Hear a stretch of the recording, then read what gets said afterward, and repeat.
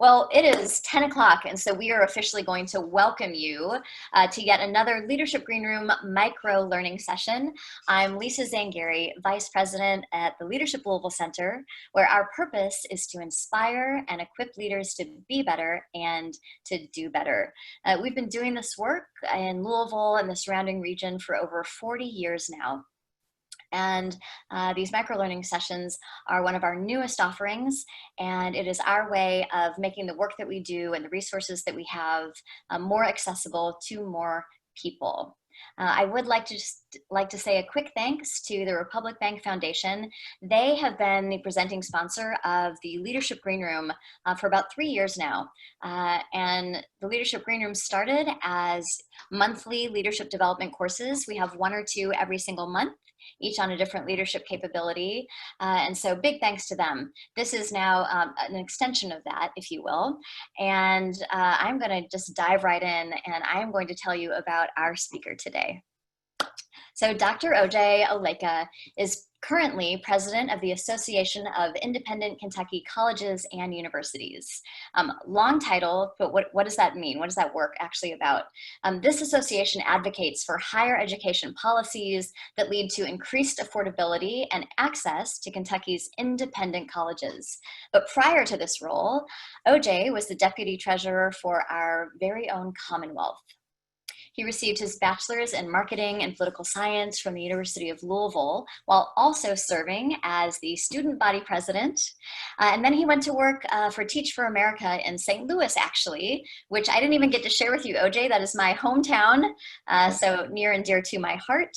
I haven't lived there in over 20 years. But he has an MBA from Bellarmine. He also has his PhD in leadership and higher education, and he's a published researcher. So OJ's leadership purpose and his passion is really about ending generational poverty through educational opportunity and economic mobility. And most recently, he has become the co-founder of the Anti-Racism Kentucky Coalition. So we can't wait to see what he does next. But with all of this, I'd have to say his greatest accomplishment to date might be the birth of his daughter, Riley, just 5 weeks ago. There's no might about it. That is definitely the biggest accomplishment of my life. So he and his wife, Jamie, and their dog, Ash, who will now serve as, big sibling, have a new family member. So with that, OJ, Dr. Oleka, the floor is yours. Well, Lisa, I appreciate that. And you really sort of ended on the right note. It is a huge blessing to be Riley's dad. All the fun things I've got to do in these 32 years on this earth. I'd say the last 5 weeks have been the most exciting. They've been the most exhausting. They've been the most exhilarating. Whatever E word you'd like to use, they've certainly been all of those things, except for easy. It has definitely not been that. It's an incredible opportunity to be with you all today, even if it is virtual. Again, our conversation is centered around leadership from the human perspective, how we make mistakes, how we are imperfect as people, as leaders, and what that means leading during a crisis. And I think it's almost fitting that we've got so many crises going on as this conversation is happening. And from my own personal lens, being a new dad feels like a new daily crisis every day. So if you hear Riley, she is in the house with us. She and my wife, God bless her, are in a different room from me, but I am at home. So if you hear her, she's just excited about the presentation, and she's just cheering old dear dad along. But I wanted to make sure that I brought that up because that is important to understand, that people are people, and every single one of you are going through different things in your own lives, and there are certainly challenges that you're facing, but that's okay. We all are. We're all human, and that's an important aspect of who we are and what we do. And so that's why I think it's important to now have this next conversation, which is understanding your imperfections as a leader during a crisis. And that can mean a lot of different things. I think it's good that we started out with this kind of fun conversation and question about music that inspires you, or music that you think about during a time of a challenge, because what I'd like to do throughout this whole presentation is tell a number of stories. And what I think it would be good for you all to think about are different stories in your lives, in different ways that as we go through this conversation and as we look at each different point I want us to discuss, different stories that can apply. They can be in the past, they can be in the present, or they can even be stories that you want to happen in the future, because ultimately, the stories we tell and the experiences we have are our own playlist. They're the things that we'll come back to 5 years, 10 years from now. They're the things that we'll tell others about, that we'll tell our children about, that we'll tell our friends about, our nieces, nephews, people we come in contact with. So not only can music be inspiring, but your stories can be inspiring too. And so when you think about what to lean on and where to go back to in times of crisis, ultimately it comes back to the stories that you have experienced in the life that you've lived, because those are the things that are going to carry you through the day, regardless of how difficult that day might be. So the first one is embrace your leadership identity. This is point number one. And the reason why I say that is because your leadership identity is everything that I just mentioned. It's all of your stories, all of your experiences, everything you've had from the moment you were born until this very moment that you're hanging out with me. Every bit of that is your leadership identity. It comes together, works together, weaves itself together to help you make decisions, to help you empathize with others, to help you decide what should come next in your career. And so what I want us to do is to celebrate the stories of your leadership. Now, every time I talk to folks about leadership, I have to go over the 4 stories, the 4 narratives that are so incredibly important to who you are as a person and who you are as a leader. And here they are. They are power, pain, promise, and purpose. And these 4 stories every good leader should have for different reasons, but in the sense of a crisis, it's so that you can relate, and it's to make sure that you have a good feeling and understanding of what you're doing. And let's talk about the story of power. Power is a story of significant achievement. Now, when you're in crisis, whether it's dealing with the situations that we've got going on now, if it's a global pandemic, if it is a complete economic catastrophe for your business, if it is racism, if it's something personal, leaders can often feel powerless. But I think what you might have discovered over the last 3 months is that even in your moments of powerlessness, you in fact are extremely powerful. Because in a crisis, people often look to you. They say, "Leader, what can we do?" They'll probably say your name. They won't call you leader. That might be a bit too formal, but they'll say, "What can we do? What are you able to do for us to help us figure out whatever the situation is?" Again, this can be personal, this can be professional, but whatever crisis that you're in, you might feel powerless, but you are in fact exceptionally powerful. And one of those stories that I really resonate with in my own life was when I worked for the state treasurer, and I was the deputy treasurer. We in Kentucky, unfortunately, have a lot of folks who fall in the low income category. We have a lot of folks who don't have a ton of money. They don't have access to it. And when they have access to it, they don't understand all the things that it can do for them. Not because they're not intelligent, but because they haven't been given the information. They don't understand how credit works or how compound interest works or different ways to increase wealth. And so we thought in the treasurer's office, what can we do? How can we figure out a way to ensure that people can have access to money and people can understand how it moves? We felt powerless because it had nothing to do specifically with the treasurer's office. But again, as you think about a treasurer, or you think about maybe the treasurer or the CFO in your own organization, they certainly have a lot to do with money.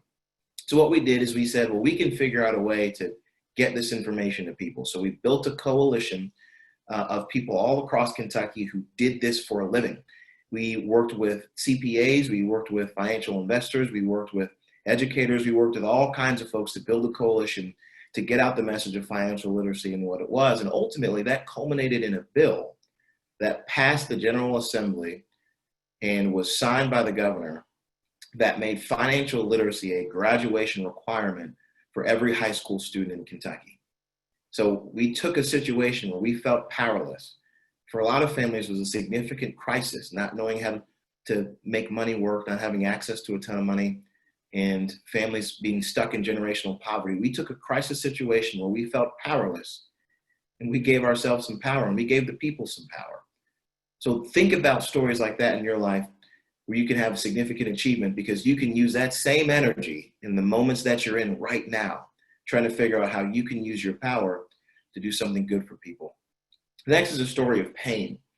And pain is a little bit harder. It is unmitigated. Sometimes it's unwarranted. You don't know that it's coming. It can be sudden.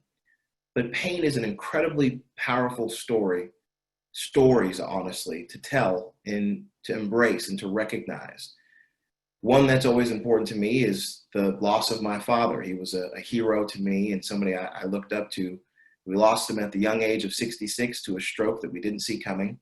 And all of us reeled from it, my mother especially, and obviously myself and my two sisters. And it was an incredible pain.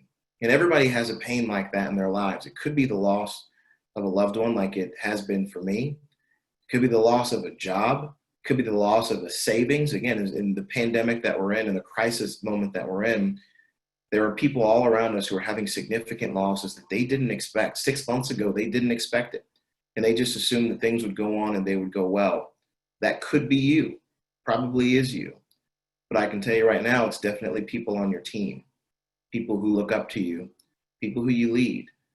They're hurting right now for one reason or another. People might have seen the videos of Ahmaud Arbery, of George Floyd, of Breonna Taylor. It wasn't a video for her, but people may have seen these stories and heard these stories, and they're hurting. And they may not want to share it, or they may not want to tell it because it's so real and it's so raw. But what you can do with your own story of pain is empathize. You may not get exactly what they're going through, but because of the pain that you've been through in a crisis moment, think about how you felt whenever you experienced that large unmitigated pain. And you should think about the people that you lead. Think about the people that you manage. Check on them. Ask them, how are you doing? And be honest about it, and get ready to settle in. Get your comfy chair. If it's a virtual meeting, get you a pillow, get a snack, because if they open up to you, as a leader, you get to listen. And what that does is it expands trust. It creates an opportunity for them to really lean into you, and you can build a deeper relationship, which is always important during crisis. As people don't know what's going on, as people are in pain, you being able to empathize with them because of what you've experienced can be incredibly important. And then there's a story of promise. This is a story of absolute potential. Again, in any crisis situation, you got to look for the silver lining. You have to look for the opportunity. As leaders often do, they say, what can I do in a crisis that I haven't done before? How can I move my organization forward in a way that I haven't done before? This is the story of promise, of potential, something that can happen that hasn't happened yet. And Lisa mentioned it when she was talking about my bio. A friend of mine and I, we felt called to action over the past couple of weeks. Again, as I mentioned, the horrific tragedies of Breonna Taylor, Ahmaud Arbery, and George Floyd, the country was transfixed by all the things that was going on. And people said to themselves, what can I do? What can I do? And a lot of us are trying to figure it out. Well, I texted a buddy of mine and I said, we've got to do something. And that's all I said. It didn't have anything to do with any context at all. It could have been, we got to do something about the fact that there's no sports on, or we got to do something about the fact that I'm not getting any sleep because I have a newborn in my house. But he knew, he understood, and he said, you're right. What we're facing right now in our country, in our Commonwealth, and in our city is something new and something unprecedented in the way that people are paying attention to it. So we've got to do something. So what was initially a few text messages between two old friends who went to the University of Louisville together turned into a statewide coalition called Anti-Racism Kentucky. And our purpose and our focus at Anti-Racism Kentucky is to make sure that there are no longer any vestiges of institutional racism in the Commonwealth at the state level or at the local level. Now, that's a big task, that's a big job, and we're certainly aware of all the things that's going to come with that, but we've been overwhelmed by the excitement, by the interest. Hundreds of people filled out our Google survey just saying, what do you want to do? What do you want to get involved in? And we know that there's a lot of potential there. And so for you all in this moment, in this crisis, you probably have had some grand idea. Maybe it's an idea you've had for years. You said, well, I really want to do this virtual thing, or I really want to figure out what to do about all this extra space in the office. Well, now might be the time. As you're looking around and you're doing a lot more from home, or if you have extra time on your hands and you want to start a project, you want to write a book, you want to build a new deck, or you want to build a tree house. A friend of mine actually got good at baking. He brought us over some sourdough bread after we had the new baby. So if there's some talent you want to start, now's the time. Because in a crisis moment, in crisis leadership, good leaders look at the potential. They find the promise. They find the lining that's silver. It might even be a little bit bronze or So it might feel a little bit rusted, but there's certainly some lining that you can look out for that can lead the way. And then the last one is purpose. And this is a story of unbridled hope. And this is the idea of, what is it that you're here to do? What is your purpose? In crisis leadership, that can come up more frequently than maybe anything else, because what you started to do a long time ago might not be what you need to do now. So we're going to come back to that a little bit later, because it is one of the points I want us to get to. But these are the stories that you should celebrate in your leadership. And this is the importance of the first point, to embrace your leadership. Power, pain, promise, and purpose. These are the 4 stories that are essential to who you are as a leader.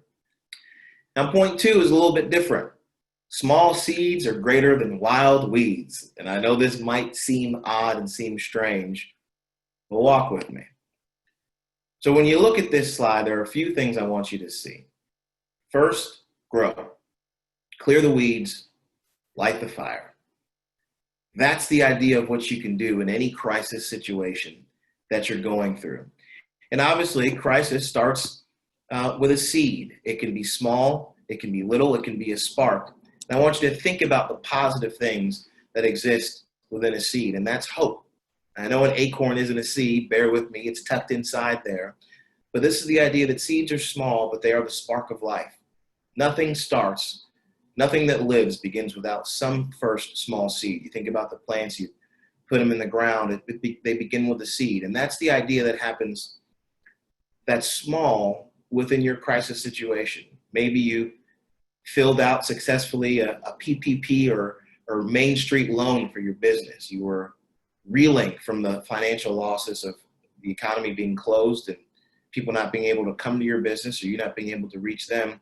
But when the CARES Act passed, maybe you were reached out to about how to fill out the PPP loan, or you did it on your own for your own business. That's a small win. It's a small seed that you've planted that has the potential to do a lot bigger things. Or maybe you and your team got together and you decided, all right, we've got a plan to reopen our business. We've got a plan to reopen our portion of the economy. And you were excited about it. Your team finally got together. Again, it might seem bigger than small, but the fact that you've got a plan on paper is a small seed that has the chance to become something bigger. Or again, there's the personal example. About 5 weeks ago, we brought our daughter home and I successfully changed a diaper without the help of a nurse. That to me was a small seed. I was very thrilled. I was pleased with myself.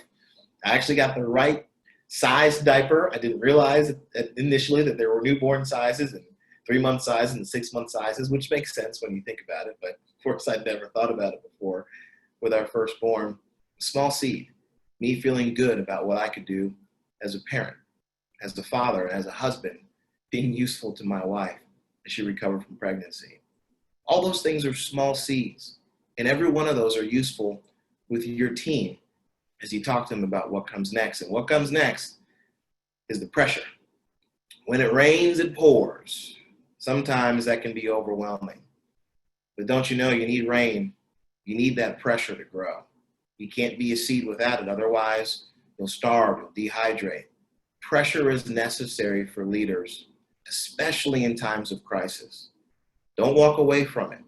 Don't run from it. Embrace it and use it as an opportunity. And it can feel like you're going to be overwhelmed. Maybe you filled out that PPP loan, but the loan didn't come through.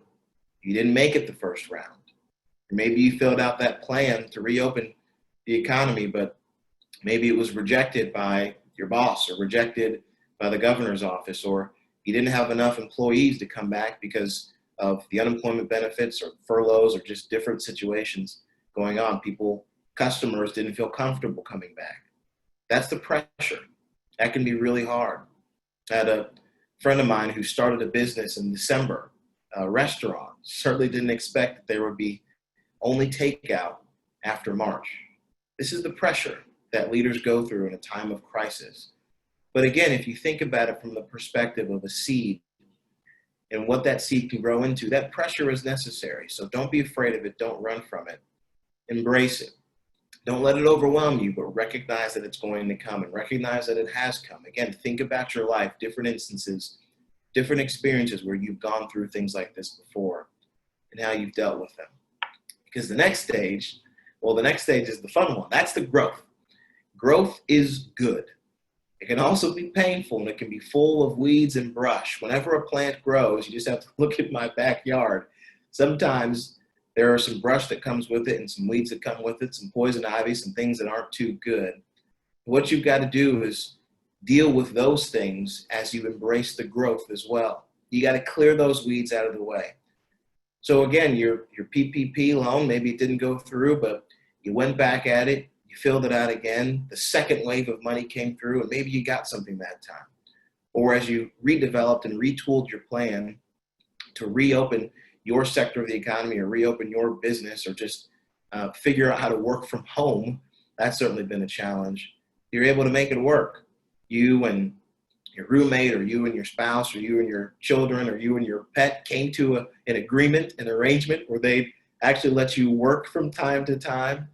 And so you've been able to figure that out and work through that. Or you've been able to figure out how you can reach 33% capacity or 50% capacity to bring back your customers or to have your employees. You figured out a way to keep people safe, but also deliver the product and the service that you are so excited about and so passionate about. And for me, in terms of the diaper, I figured out a little bit how to do more. I realized that diapers aren't just one time a day. They're many, many, many times a day. And as a result, you can get good at them. You can get better and quicker at changing diapers. In fact, I won't tell you how recently I changed the diaper before our conversation began today. But the idea is that growth is good. And you'll make mistakes. You'll absolutely make mistakes. Maybe you laid off more people than you should have. Or you furloughed some folks that you wish you didn't.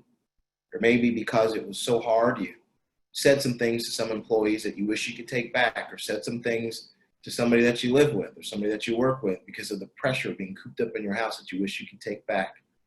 That's the imperfection of being a leader. It's tough. That pressure got to you as it gets to all of us. And so in that growth, there were some weeds, there was some brush. But clear those things away. Clear those things away and use those mistakes, use those imperfections to light the fire. And that's where the change comes in. You clear those weeds, you use your mistakes and challenges to light a fire for sustained success. Because every challenge that you go through, every mistake that you make, every imperfection is a chance to learn so that next time you don't make it. And it's not that, it doesn't mean that we're perfect and that we'll never make mistakes and that we won't be in similar situations and forget what we've learned. It just means that over the course of your life, over the course of your leadership, you're able to look back and see exactly what you learned from some similar situation. I know a lot of leaders who might be paying attention or at least have access to people who were around in the 2008, 2007, 2008, 2009 economic crisis. A lot of folks have said there's some similarities. I know we're experiencing that in higher education. The concern is, well, what do you do? Are students going to come to campus? Are institutions going to have the finances? How can you resolve the situation? Go back and look through some of that brush, some of those weeds that you had to pluck up and pull up at other times that you've been a leader in crisis. Use those experiences. Use that stuff that you learned in this instance, in this situation. That can really drive you through and help you figure out how to get through from the stage of hope where you're planting a seed to get through the pressure, through the growth, and then through the change. Because the small seeds, the small wins, are bigger than the wild weeds or the big challenges and problems that are in front of you. This might be my favorite point. I'm not going to lie to you. They're all good. Like you say with your children, they're all my favorite. But this one really might be, and that's to love yourself. Care for yourself to care for others. And that might seem obvious to some. It might seem foreign to others, but this is true. You have to care for yourself and love who you are in order to care for anyone else and love any of the people that you work with. And I go back to all the stories that you might have gone through already in your mind as we've been having this conversation. Who you are as a leader, your identity, and it can be a lot of different things. It can be your faith, it can be your ethnicity, it can be your occupation, it can be the person that you're married to or the person that you're interested in. All those things can play a role into who you are. as a leader, and to what that means for you and what that requires of you in terms of your care. One of the interesting things that my wife and I have experienced now is that it's really hard to care for a newborn if you haven't slept. Now, anybody that's been in the position to to care for a newborn, if it's your own or if it's somebody else's, you realize that there's not a whole lot of sleep sometimes. People say sleep when the baby sleeps. You can certainly do that. But then there's obviously the other challenges that you have to do. It's a lot harder if you don't take care of yourself. If you don't get the sleep that you need, if you don't get the exercise that you need, if you don't eat well, if you don't do the right mental health things that are necessary for you, it becomes a lot more difficult to be there for somebody as a leader, to think clearly, to answer their questions, to handle their pressure and their difficulties as they look up to you and say, how do we handle this challenge? How do we handle this problem? We had an employee who was laid off. We had an employee who caught the virus. We had an employee who needs help. We need to figure out childcare. What do we do? All those questions can come at you really quickly. And they say, what can we do? How can you help? How can you fix it? How can you make the change? All of those questions at once can be incredibly overwhelming in themselves. And they can be a lot harder if you haven't taken the self-care that's necessary. So that's why this is the first and most important thing on this slide. Self-care matters. I'm a sugar fanatic. I'm a sugar freak. I eat jelly beans probably more often than I should, but that's a little bit of self-care for me. I try to work out from time to time, get out and run a little bit. It's also self-care. It's time for me, time on my own. Sleep is good. Before the virus, I would try to go to the movies. I can't do that, obviously, now just yet, but there are things in your life that are important for self-care. And one of the things that I think is absolutely necessary, and you all touched on this again before we got started, is music. Music is incredibly powerful for soothing, for providing the words and the rhythms and the feelings that maybe we can't come up with on our own. And so what I always try to encourage people to do is think about a song. When you're in a time of crisis, when you're in a time of difficulty, what's a song that pumps you up, that gets you ready to go, to handle the challenge? We would always have songs that we'd listen to in high school, particularly with sports. We listened to We Are the Champions by Queen, or we listened to some other stuff to get us going. Find yourself a good song. You can do it right now. You can put it in the chat. You can put it on in the background to get over my nasally voice as you're listening to it. Find you a good song that really inspires you, that you can really think about and lean on, and feel that rhythm. Let it move and wash over you. And then sing that song. Belt it from the top of your lungs. If you're in your kitchen, or if you're in your office, or if you're driving somewhere, let it fly and let it feel good and let it wash over you. The last time that I really had to use this was actually when I was applying for the job that I have now. It was actually pretty exciting because it was not something that I expected to apply for. It was a job that sort of came out of nowhere. To give you the quick stories, actually nearly a year ago, a little over a year ago that I found out about it. It was June 6th. And I remember because that's my dad's birthday. And of course, as I mentioned, we lost my dad about 4.5 years ago. And it was really hard for us. And so every June 6th on his birthday, I get a little bit upset and I start to get in my feelings. And I think, why my dad? Why do we lose him? He's such a good man, a good husband, a good father. He was a great leader in himself, incredibly intelligent, would help me with everything I needed. Why did we lose him? Why couldn't we lose somebody else who wasn't doing as much for people? He was in higher education. He was a dean at Kentucky State University and had been there for about 15 years or so, beloved by the community. So I was thinking about him and thinking about kind of what I wish I could still talk to him about. And I got an email that said, you should, or as I remember it, actually, I didn't really know that the email was for me. Because again, I was the chief of staff for the treasurer. I thought it was for her. It said presidential search, such and such. I was like, well, this is probably for Allison. I'll just forward it to her. And then I got a phone call from somebody that said, hey, I hope you got this email that I sent you. It's about a job that's opening up that I think you really might be good for. And I said, well, yeah, I didn't realize it was for me. So I'll take a look at it. So long story short, here comes the interview process for a role that I had no idea that was going to be open, but really I think kind of fit my strengths, my passions, my interests. It was dealing with higher education, which I was getting my doctorate at the time on higher education. It dealt with policy. I, of course, was a little bit of a policy wonk working in the treasurer's office. And it dealt with the 18 independent institutions all across Kentucky, of which I was a student. I got my PhD and MBA from Bellarmine. So I thought this really might be the job for me.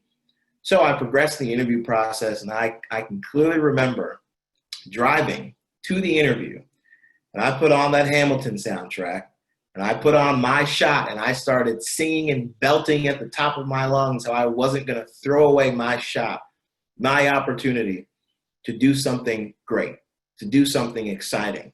You know, one of the lines in there says, I'm just like my country, I'm young, scrappy, and hungry. And that's kind of how I feel about my life right now. I'm young, scrappy, and hungry, and I'm not going to throw away my shot.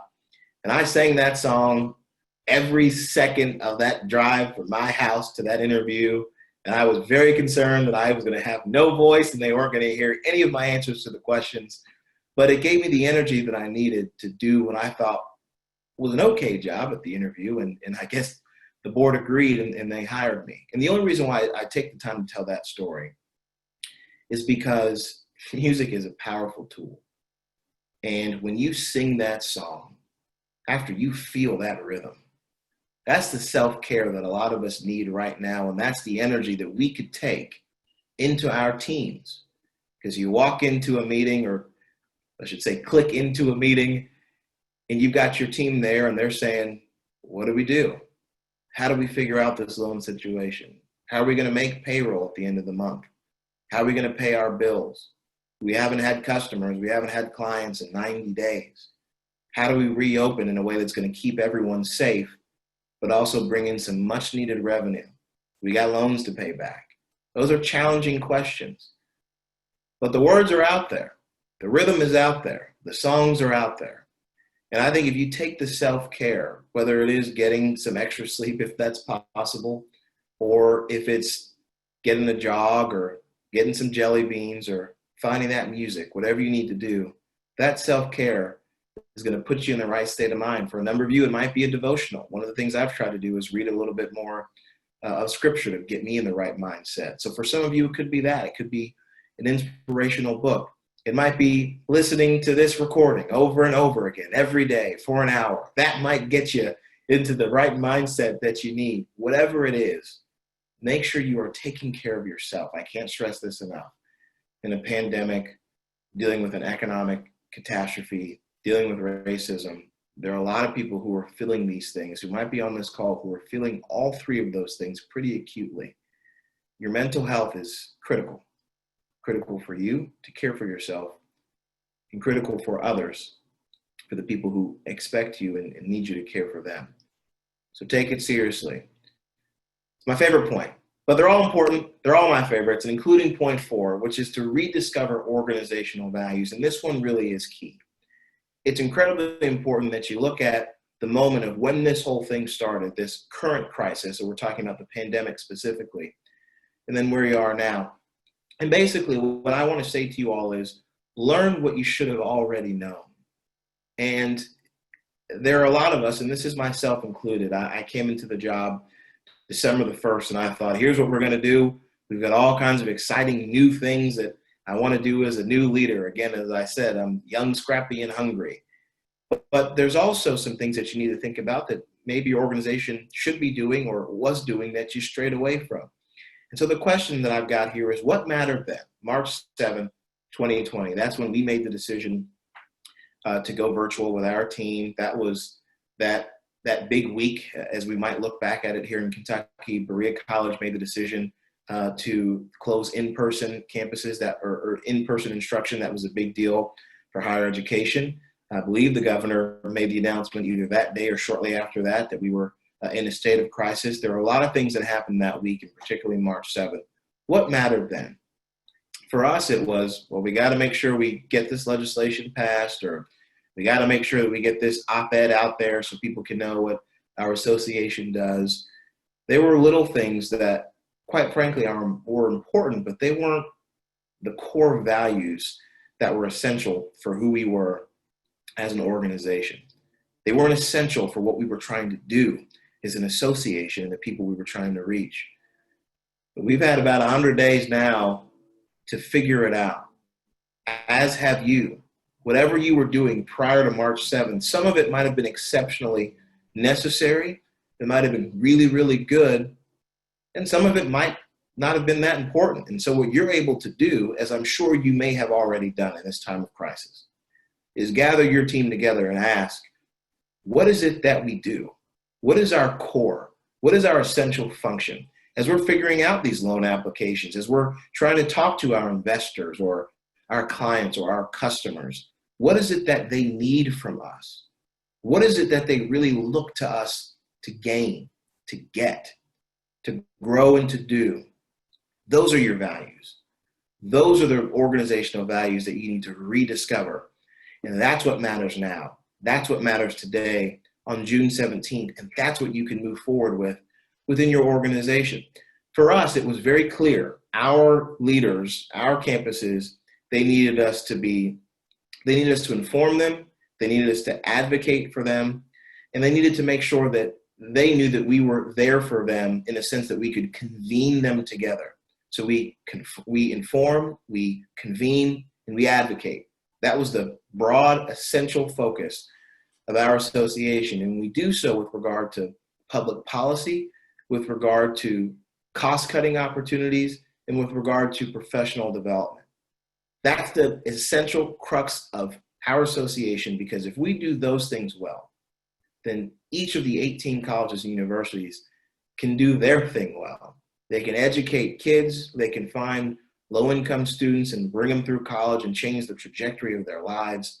They can have great faculty and staff who feel supported, who feel welcomed, and they can achieve a mission that's incredibly important for their communities. But we got to do our job first, and we got to do our job well.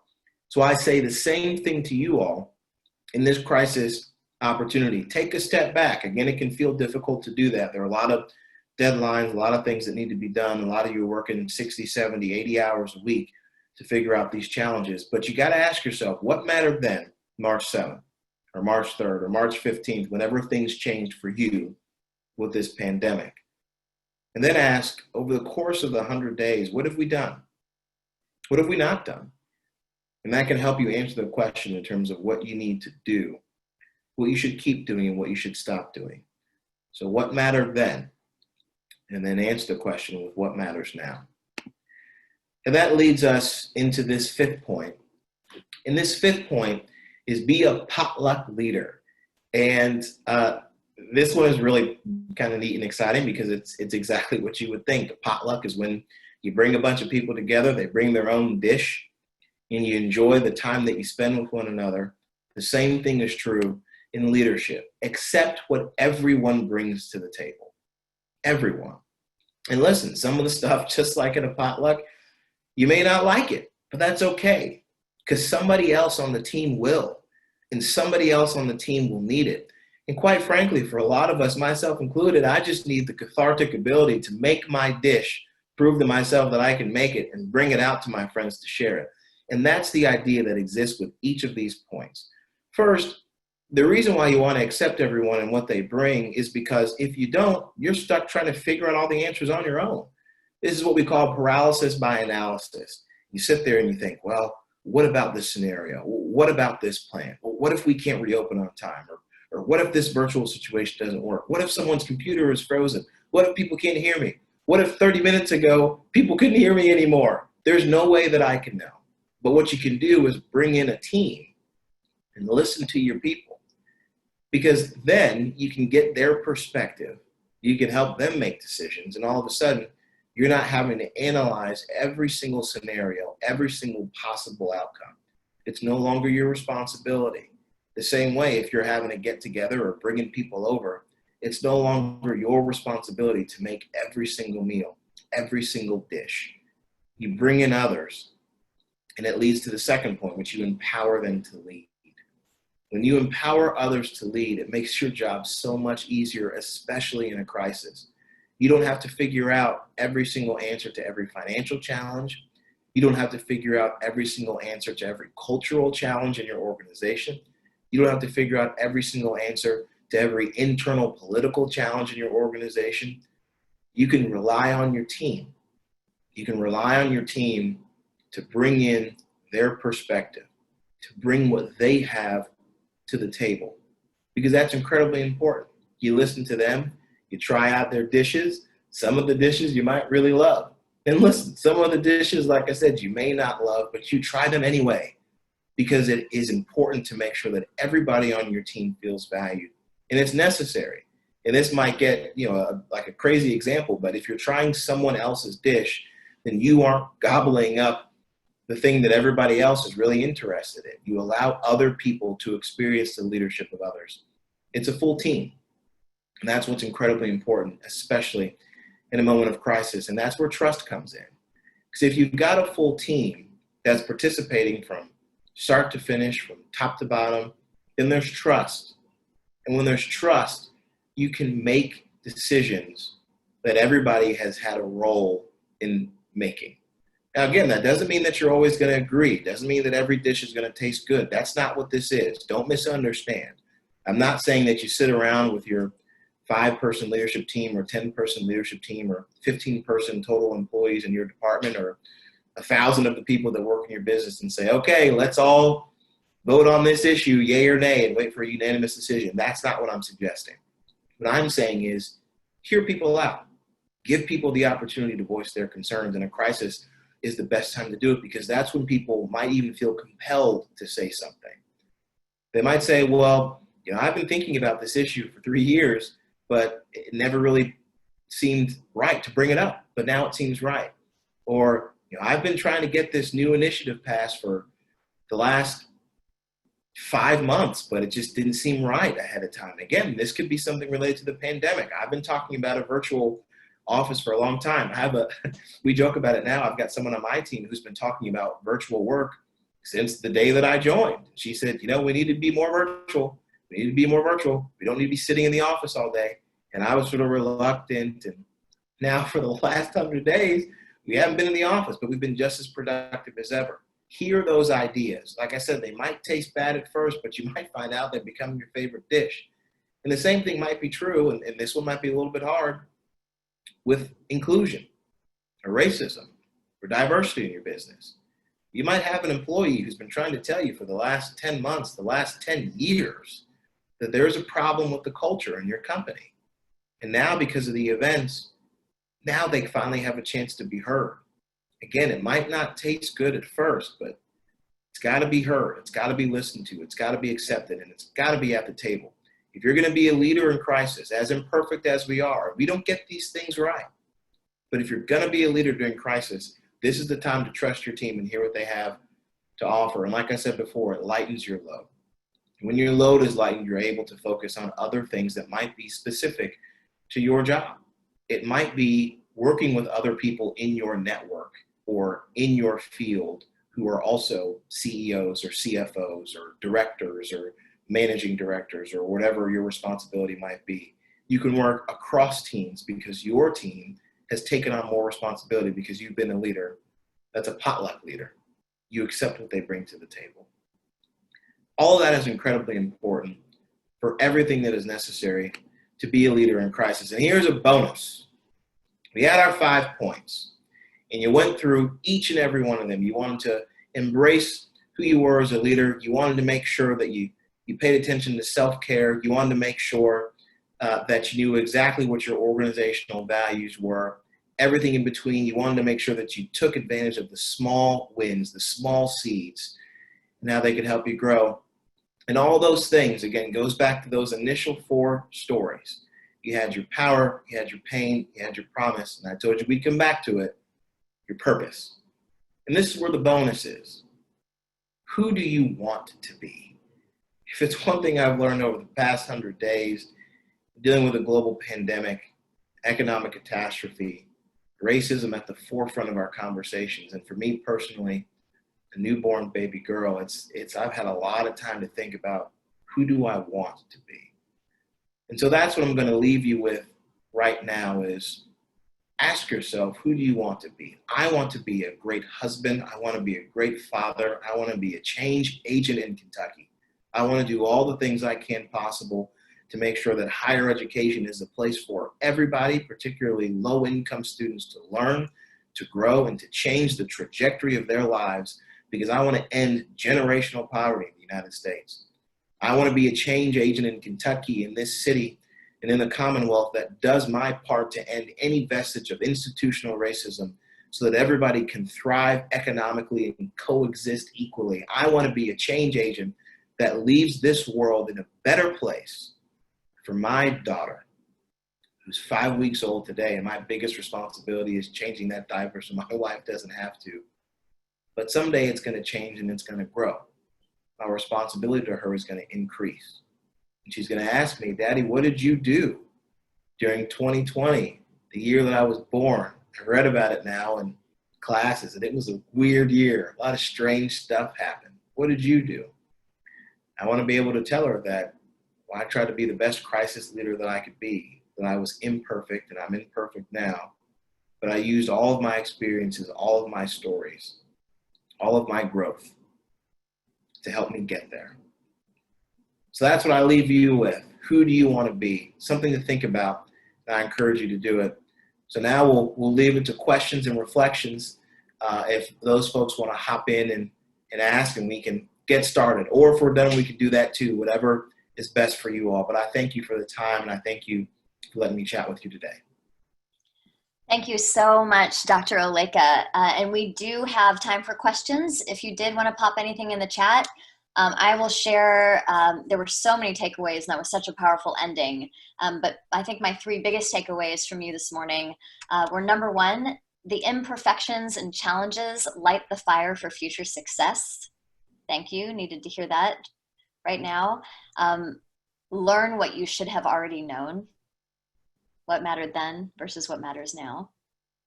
And then the potluck leader is probably my favorite, both in the analogy because it's so instantly gettable, but more so in the message, right? Accept what everyone brings to that table, even if it doesn't taste good at first, which we've all been there.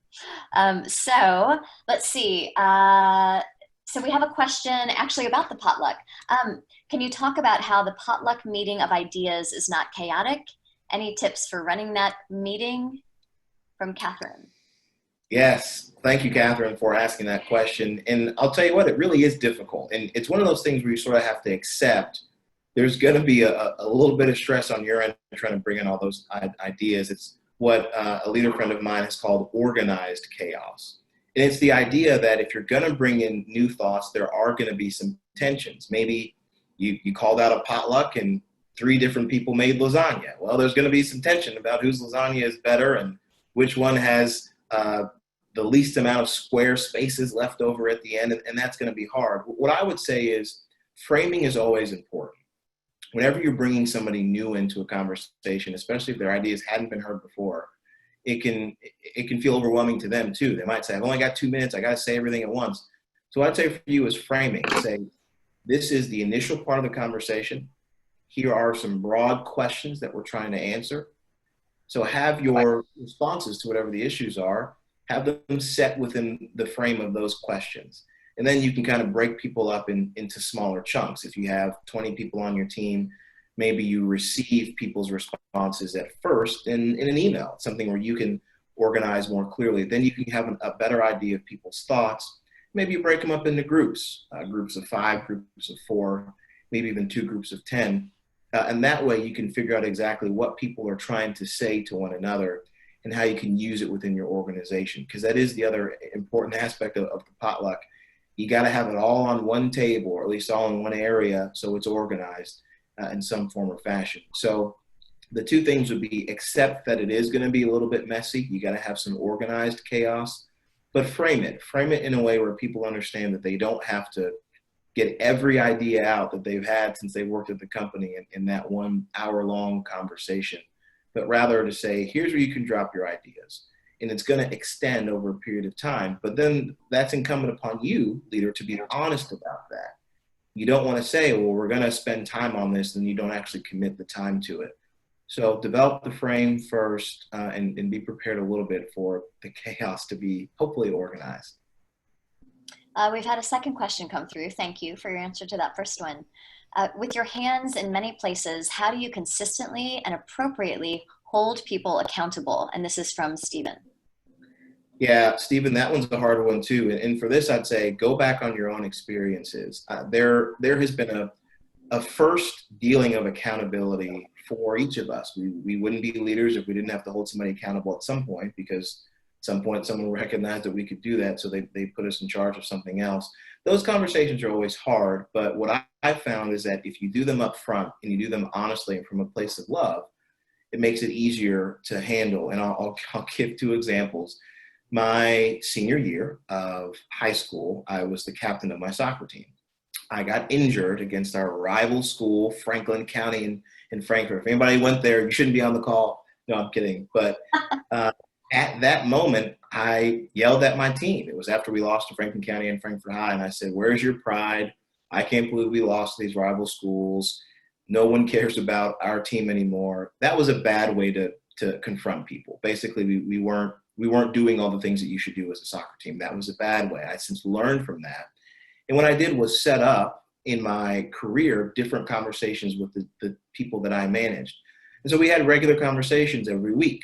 So there was no confusion about what I was trying to hold them accountable for. And so that would be the thing I'd ask you to take away is to hold somebody accountable, they have to know what you're holding them accountable to. And if they've got 2 or 3 projects or a certain responsibility, check in with them. And if you're doing your job and checking in with them on a regular basis, if it's weekly, if it's monthly, however frequent the project is, then they know that you care because they've heard you talk about it. And so as a result, when you hold them accountable and you say, "Well, look, Stephen, you haven't gotten these deliverables done that we talked about 3 weeks ago. What's wrong?" Then it's from a place of love and you're trying to help, as opposed to saying, "Stephen, you haven't done your job. I'm so disappointed in you. Maybe we picked the wrong guy." So there are different ways that you can go about it. But I'd say it is important to hold people accountable, to do that quickly if you see them slipping for one reason or another. But if you set up the system where the relationship's already there, it makes it a lot easier. Wonderful. Yeah, helping your staff, your employees prioritize right now has been pretty critical. Prioritization can help with that accountability as well. Another one, how do you balance using your story to connect and lead against reckoning with your privilege and being empathetic and creating space for other stories? Yeah, that's an excellent question. And again, as we're talking about the imperfections and how leading is human, I don't know that there is a perfect way, honestly. I really don't. And a lot of it is because you don't know where your privilege might come in, to be honest with you. I mean, I could have made some jokes along this call that I didn't realize were from the result of my privilege. It could be even having a child to begin with. It could be the fact that I've got internet access. It could be that I do have a spouse who's able to be with my child right now. I mean, there are different things that you may come in contact with that you don't know are the result of privilege. So I'd say for you, for each of us, as you're analyzing your story, reflect and think, well, what if someone else was in this situation? How would they have handled it? Could they have handled it this way? And then some people, and God bless them, we need them, will be bold enough to tell you that you are telling a story of privilege right now. And what you can do in that moment is not get upset, not get defensive, but just hear it and understand it and welcome it. And oftentimes that is the best way, because it does 2 things. It shows that person that even as a leader, you make mistakes and you can be disarmed. And that's important to, again, show your humanity. But then 2, it empowers them to do that more often. That way they speak up when they feel like something isn't going well, if it is related to a story or if it's related to the organization or if it's related to some level of privilege. So it in a way expands your leadership because of how human and how humble you've been able to be. And it expands their leadership because they see that and they recognize that you're willing to be open in your position. So it's a tough question, but I think it's an absolutely important one, that you think about your own privilege when you're telling stories and you kind of deal with it in the moment. Wonderful. Well, the title of your talk, "To Lead is Human," I actually think you have a book in there somewhere. It's so simple, but it is so powerful. Thank you so much. I can't even imagine with your 5-week-old what your energy level is right now. But you were so generous with your time and with your wisdom, and we're so appreciative, Dr. Oleka. We loved having you at our summit. It was on March 4th, which feels like another lifetime ago, actually. And to Yeah. have you back, right? March Yes. 4th. Can you believe that? It was that Yeah. same week. Yeah. So we have so many kudos for you coming through, both personally for baby Riley, but also professionally. Someone even wrote, "This is the best presentation I've seen so far." That's very So good. excellent. Thank you. And for those that were asking, and for all of you, we will be following up with an email that includes a link to Dr. Oleka's presentation today so that you can both reflect and refresh yourself. But please also feel free to share that with your teams internally. So thank you all for being here today. Thank you to you and your wife, because I know she played a role in you being here for this hour. Absolutely. And please, everyone, take care. And we hope that we'll see you next time, if not very soon. Be well. And thank you Thanks, so much. everyone. I feel like we should have some outro music in the spirit of what your session was. We should. I need Right? a good outro tune. I think that'd be helpful. I think we should start doing that for each of these. Be really good. That would be good. Like walk up music and then exit music. That'd be fun. Exactly. I mean, if you were, on a stage doing this, we might have that. In fact, we'd end with, "I'm not going to throw away my shot," right? That's right. We Such would a good end with song. that. It's such a good song. It would be so It's a good. wonderful song. Oh, so good. Makes me want to just listen to it right after we get off here. I think I will do. Well, what I'm going to go do is relieve my wife of the baby, and then I will listen to that song. Yeah, no, absolutely. So we'll go ahead and share the link with you as well in case you ever find it of use Yeah. to share with folks. So you'll have that. And you also did have some folks when you told the soccer story saying, I think it was "Go Flyers and Go Hills" or something. Ugh, gross. Gross. Gross. That's funny. That's great. Yeah.